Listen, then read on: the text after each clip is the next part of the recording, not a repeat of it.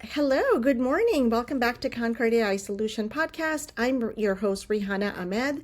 And today we're diving into one of the most transformative forces shaping business and leadership today, artificial intelligence, our favorite topic. But this isn't another episode about tools, prompts, or automation hacks. This conversation is actually about leadership. It's about how decision makers can strategically integrate AI for growth, purpose, and long-term innovation without losing their humanity, culture, and competitive edge. And I'm excited to explore that with my guest today, Zeev Wexler. Good morning, Zeev. How are you today? Fantastic. How are you? Thank you. I'm doing well. Thank you so much for joining us.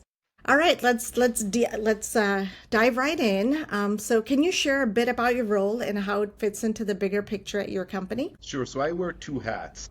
So for the past 20 years, I've been in the digital marketing space, and I founded and run an agency that helps companies market to the B2B and B2G world, business to business and business to government. Love what I do, love my clients, really enjoy it. In 2018, did two projects with two huge companies, and in those projects, I got really not introduced, but a deep dive into machine learning, and it blew my mind. Rihanna, it's basically it's gonna change everything. And I knew at that moment in 2018, it was the beginning of 2018, that the clock is ticking for myself, for my own companies, for my clients, and everything is gonna be different. I gave myself then 10 years, beginning of 2018 to 2028, till the world is gonna be a completely different place.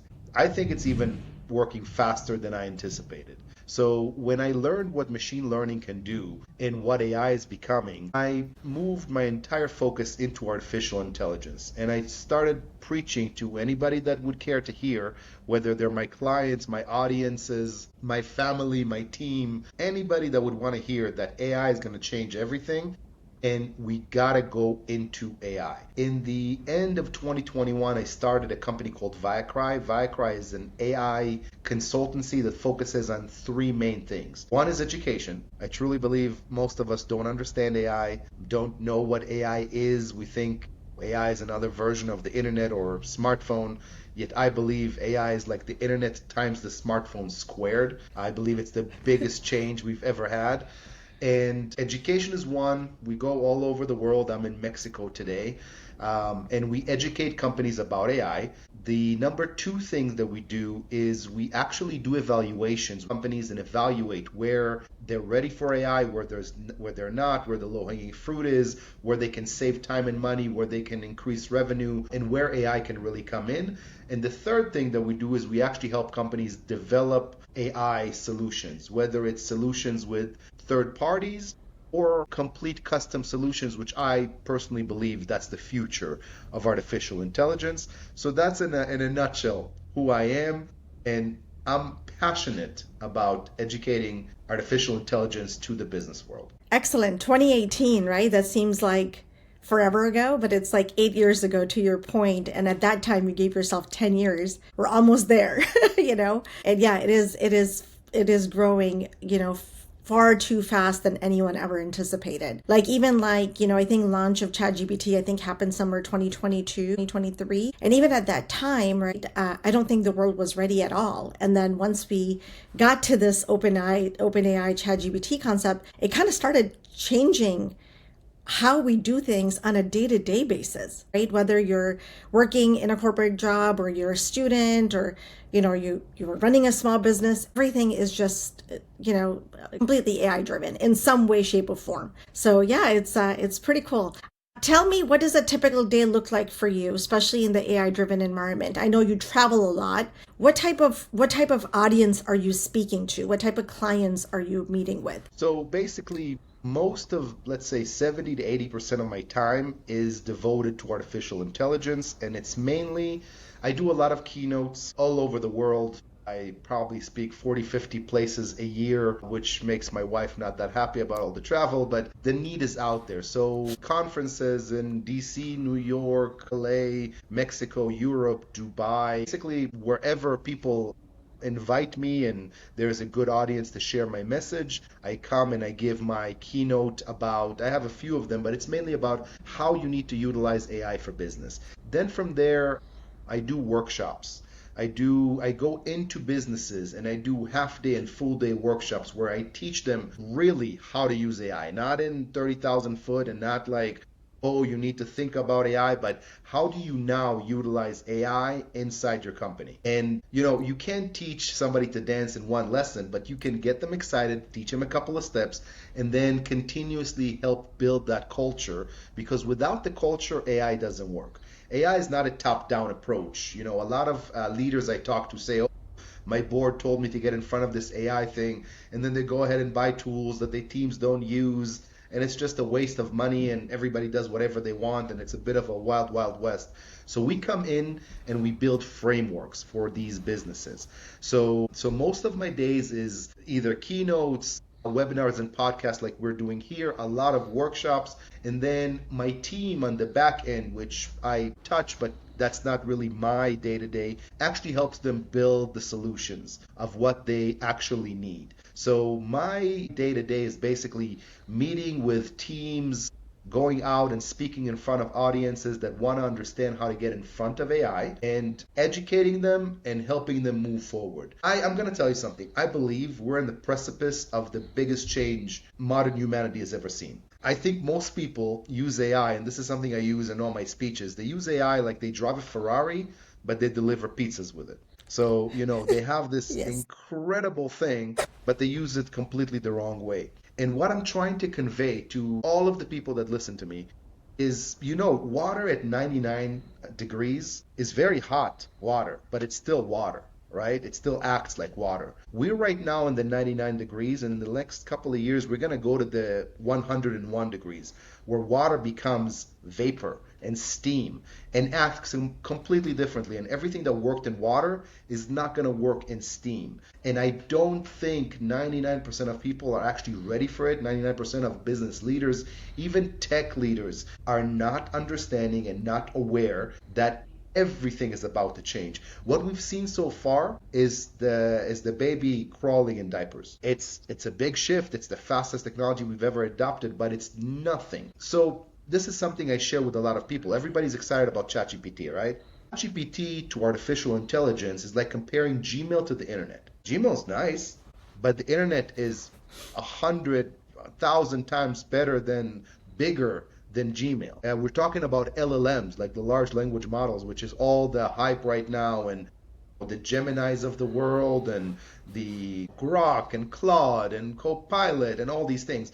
Those are like comparing the email to the internet. So LLMs are just a small part of artificial intelligence. And we are just now starting to understand, and most companies really need to understand that AI is coming, and if they put their head in the sand, they're just gonna disappear. Wow. Yes, absolutely. So you talked a little bit about people really not understanding, what AI is or where is that going to go, right? To your, in your belief, do you think the leaders are reacting strategically or are they just reacting experimentally right now? I think there is not very much strategy. In very few companies, there is strategy, but I think 95% of the market is just being reactive and experimental, if even that. So I think a lot of people are bringing in tools, okay? But that's not the heart of this. I do a lot of work with companies that have Copilot. I have a whole workshop for Copilot. There's many companies that have Copilot, but their use is literally 1% of what they can do.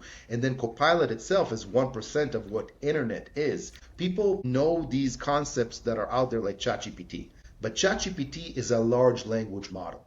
What that means is ChatGPT is basically trillions of letters, billions of words that are bunched together in a data source. And what the AI does is basically, pattern recognition at scale, giving you what you want to see or what it believes you want to see. Any LLM is mediocre by design. Okay, because it has such a huge lens, and people are really excited. Oh, I put a sentence in the ChatGPT and it spits out a few pages, and I'm all excited. But that is mediocre at best. Okay, and even if you know how to prompt, that is, maybe mediocre plus. But you got to understand that you got to customize it. There is many other things outside of LLMs. There is SLMs, which are small language models, which look at a smaller lens and give you much better results.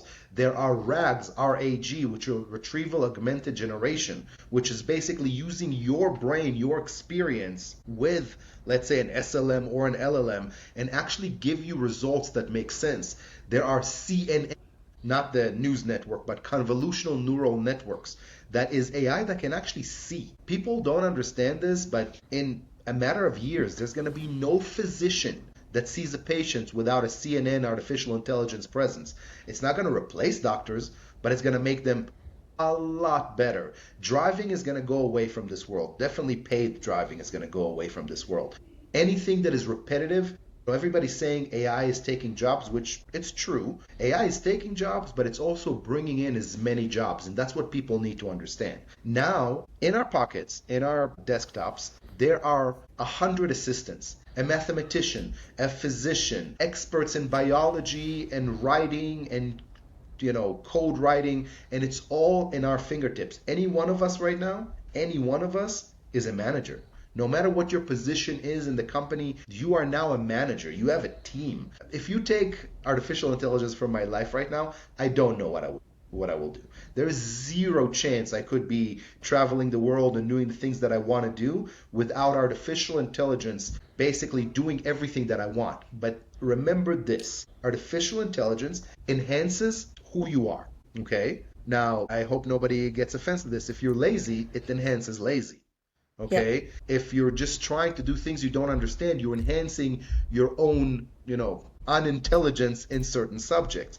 So AI is amazing in things that we know how to do. So let's say somebody's watching out there, before AI was able to do successfully something, whether it's selling in a certain way, marketing, speaking, whatever it is, or a company, AI can enhance that. But AI cannot do in a high level things you don't know how to do. And when you do that, you put yourself at risk. Does that make sense? Absolutely, absolutely. No, thank you so much for shedding the light on that because, yeah, a lot of people, to your point, are really not understanding how vast AI is, right? So it's like we're just really literally looking at the surface. We're really not looking at the depth of the actual ocean. So yeah, that is a very, very good perspective there. Now, how has AI or digital transformation more broadly impacted your growth strategy for your business? Tremendously. First of all, my business, my first business, my digital agency, the world is shifting in that world so vastly. And I truly don't believe we will survive doing the same things. So if my agency before COVID was 60 people and doing X amount of work, now my agency is 20 people and doing 3X the amount of work. Okay, so every designer that I have needs to learn how to work with AI. AI is not going to replace him, but he's going to be a 3, 5, 10x of a designer using AI. Every writer that I have needs to learn how to work with AI. Every coder that I have needs to learn how to work with AI. Every sales development representative or even like VPs of sales need to learn how to work with AI because that is a multiplier. And if they don't do that, AI is not going to replace them, but another agency that learns how to use AI will replace us. And right now, the world got democratized in a really big way. Everybody can create images and videos and things that people used to call me and I could charge thousands of dollars in a few weeks. Somebody can do now on an app within 55. People need to understand this and need to understand that now if they don't bring AI in all of their processes, the processes that work and they know how, they will stay behind.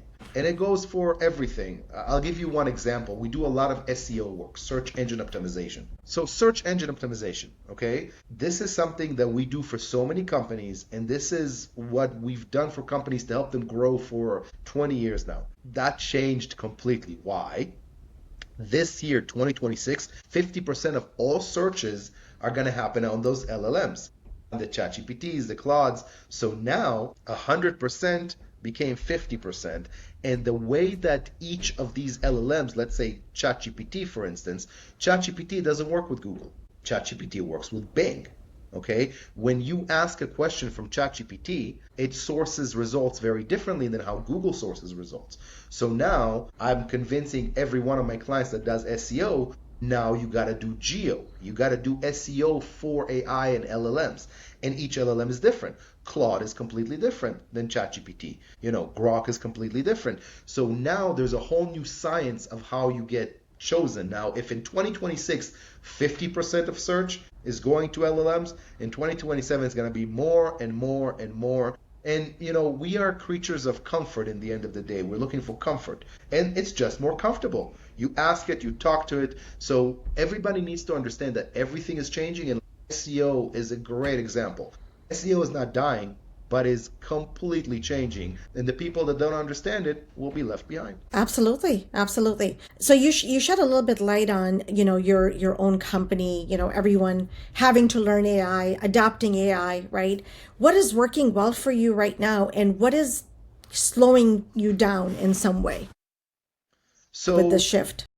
what is working really well for me is processes that we know how to do, processes that we had success, now are literally 80 to 90% better. I'll give you an example. We used to be very good at responding to RFPs, but I personally used to hate it because it would take 2 weeks and a lot of time and a lot of my brain power and a whole team of people. But if you want to compete with the big boys, you got to respond to RFPs. But we had a structure and we knew exactly what we were doing, but it took extremely a long time and a lot of effort. Now we can respond to an RFP in a matter of 24 to 48 hours in a way that is probably better than what we did a few years ago and what took us 2 weeks. So that is something that works extremely well for us. What doesn't work well, in the post-COVID AI kind of economy, we have a lot of change in teams. I used to be able to keep employees for a lot longer. So now I need to, there's a lot more turnover. I need to bring in more people. The world became globalized too. If back in the day I only had people that were US based and in our offices, now I have employees all over the world. And the transition is, a little bit faster. We got to train more people. There's differences in cultures and language. I'm a people's person, even though I'm in AI. So having everybody in the office allowed me to really feel the pulse of everybody. Now I'm in Mexico. I have teams in the US, Australia, the Philippines, Vienna, Pakistan, India, so it's very difficult. Everybody has a different timeline. Cultures are different. People are now, finding other jobs and, trying to take a couple of jobs together. So that's where it's a lot more challenging. But overall, I prefer it this way by far. Yeah, yeah. It's a global office. To your point, that's what post-COVID era looks like for everybody. And it's interesting because, like how you touched on technology really making our life easier, like adaptation of AI. I feel the same way. I feel like because of technology and because of the way we do things now, we are able to, work with all kinds of people from around the globe. And I feel like people from different, to your point, different cultures, yes, it's somewhat of a drawback, but then on the positive side, people bring their own set of skills, right? Their culture backgrounds, their values. And then I feel like that can never be replaced by anything, right? Like that human touch, it's always what's going to keep us going. It's always what's going to keep humanity going. So I actually feel like it could be a very positive thing, but yeah, it's challenging, especially when to your point, you're a people person. I'm the same way, right? Like I need to be in the office. I need to be talking to people. And, the days that I don't get to do that, yeah, I can see it. My energy is low, it is what it is. Yeah. Very cool. I'll Okay. give you an example. I used to do lunches in my DC offices every day. 12 o'clock, we stop everything for 45 minutes and we all have lunch together in the big conference room, and we got to know each other. If one of my people were struggling, I could feel it. And then I can go and say, hey, what's going on? And they can tell me something's going on with the family or something. We did education together. Now we still do meetings and I do 2 meetings a week with my whole team and it's kind of screens like we're doing now, but it's not the same. So that's one thing I really miss, like touching and seeing everybody on a daily basis. I 110% agree with you. Absolutely. there's always pros and cons to everything, right? So yeah, that human connection is a little lost. It's behind a screen now rather than being face to face. Okay, where do you see all of this going 6 to 12 months from now? So I think this year, 2026, is the year of the haves and have-nots. If you look at the past, and the past is the best teacher, if you think to yourself, what are the biggest companies in the world right now, you will think about companies like Nvidia and Google and Microsoft and, Netflix and all of these companies. I wouldn't say all, most of these companies are internet and smartphone derivatives. Okay? They're companies that understood that the internet and the smartphone completely changed our lives.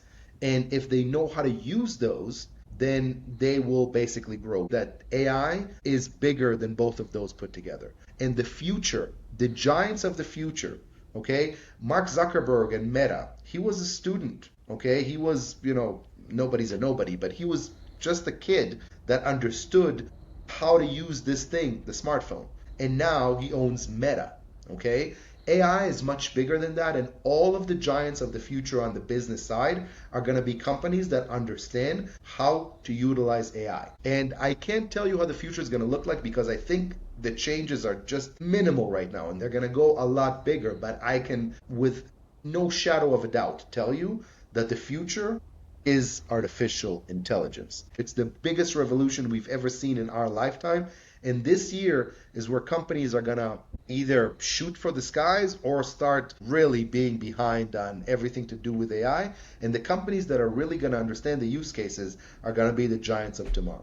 Absolutely. Absolutely. If you had a magic wand to fix one thing in your business, one constraint that's holding you back or slowing you down, what would that be? I would want to have more touch with my team. That is the one thing that I really feel that if I was more with the team, if I could show them some things, if I can train them and educate them more, everything will move faster. We do it, but we do it on a very small time and we're all so busy and we're all busy in doing the work. So if I can really be there, and I think AI can help with that as well, but be there with my guys, like, show them how to do the things, narrow the learning curve of everything that they're doing. I think that would be the biggest change. Yeah, no, absolutely. And of course, what's holding you back from doing that right now is obviously you have a global team.